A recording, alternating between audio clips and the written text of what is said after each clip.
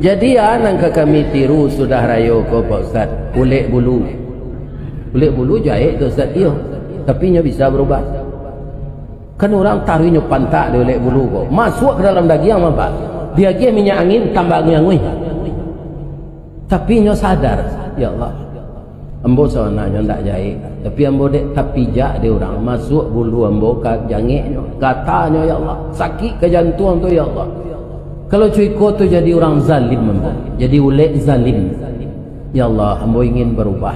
Nyo kabul ndak Allah, keluar air ludah. Air ludah tu berbanang-banang, nyo pintal jatan dua. Tiap hari nyo pintal. Tak bantulah ke pompong. Berubang di bawah. Hanya masuk ke dalam. Tu instruksinya tu dari Allah. Setelah masuk ke pompong tu nyoba ndak 30 hari, hampir 10 hari, lebih lama dari awak. Ke rumah bini tua nyo ndak pulang ke rumah bini baru.